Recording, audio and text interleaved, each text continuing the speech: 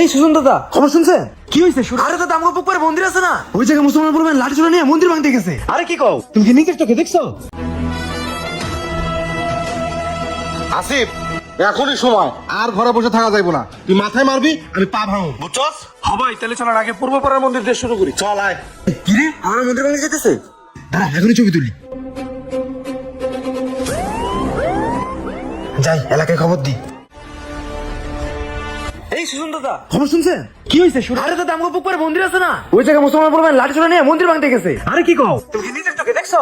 আরে আমি নিজের চোখে দেখছি, পোলাপান যুব পাঞ্জাবি পরে লাঠি চড়া নিয়ে ওই দিক গেছে। দাদা, আমরা হিন্দুর মনে আর বাংলাদেশ সেট না, আজকে মন্দির ভাঙতে শুরু করতেছে, কালকে ঘরে আগুন দিব। দাদা, আমগো আর বাংলাদেশে থাকবে না, ইন্ডিয়া চলে যাওয়া লাগবে। ইদানিং ফেসবুকে তো তাই দেখতেছি। আরে সুরেশ, নিজের বাবের ভিটা বাড়ি সেইরা অন্য দেশে যাইতে হইব। তুমি এক কাজ করো, তরুণ সমাজের মুন্না আছে না, তুমি মুন্নার কাছে যাও। আরে এর কাছে যাই কি হবে দাদা, যে লাভ হে কদু। আরে তুমি যাও, আমি দোকানটা বন্ধ করে আমি ওই আচ্ছা, তারপরে তুমি যাও।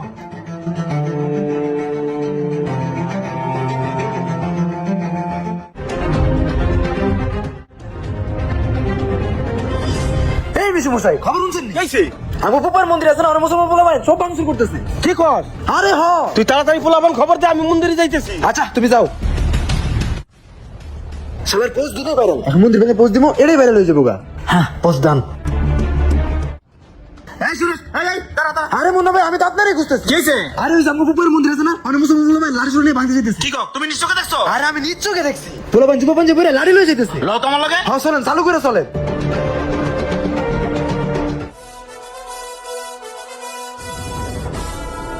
ওই যে দেখেন ভাঙিচুর কিছু রাখে নাই, শব্দ শুনতেছেন ভাই? আসো আসো, চলেন ভাই, চালু করে। ভাই এরা দেখেন না, হাতে লাঠি চড়া। এ ভাই, আপনারা কারা? আরে লাঠি ছোড়া নিয়ে মন্দিরে কি করেন?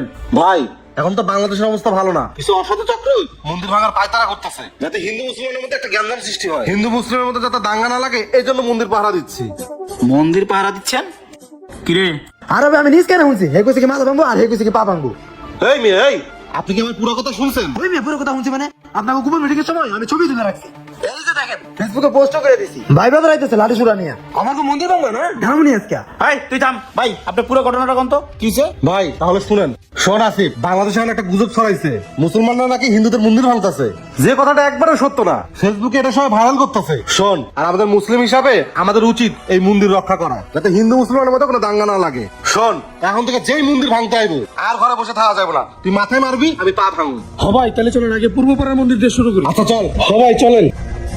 ভাই সবই তো শুনলেন, আমরা মন্দির ভাঙতে আসিনি, আমরা মন্দির পাহারা দিতে আসছি। আর আজকে আমরা সারা রাত থাকবো। আর শুধু আমরা না, আমাদের মাদ্রাসায় যত পোলাপান আছে সবাই জায়গায় জায়গায় মন্দির পাহারা দিচ্ছে। কিরে সুরেশ, তোর সমস্যা কি? তুই পুরো কথা না শুনে দৌড়ে এসেছস, এলাকার মানুষের খবর দিয়ে বেরোছস যে মন্দির ভাঙতেছে মন্দির ভাঙতেছে, এলাকাতে একটা কেসাল লাগাই দিছিস বেটা। কারণটা কি? আবার ফেসবুকে নাকি পোস্ট করে দিছস। কিরে, কয়টা লাইক বিলে কি পাগল হয়ে গেছস নাকি? কিরে, তোর কি মনে নাই এর আগে একটা ভুয়া স্ট্যাটাসের কারণে তুই একবার মার খেয়েছস? এই তোদের মতো কিছু অবুঝ পোলাপানের কারণে আজকে গ্যাঞ্জামের সৃষ্টি হয়। অন্যান্য দেশে খবর নিছস?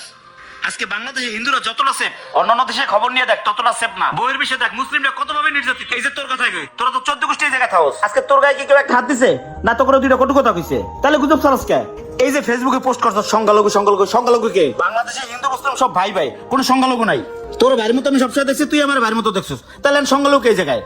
শোন সুরেশ, কোনো গুজব ছড়ানোর আগে 10 বার ভাববি। তোর এই সামান্য একটা ক্যাপশনের কারণে অনেক বড় গ্যাঞ্জাম হইতে পারে। ভাই আমার তো ভুলে গেছে, এক কাজ করে পোস্ট ডিলিট করে দিই। আর ডিলিট করে করবি কি? আকান্ত যা করার করছস, আর কান ধরে মারছস, ফেসবুকে পোস্ট করছ, আমার ভুল হয়ে গেছে।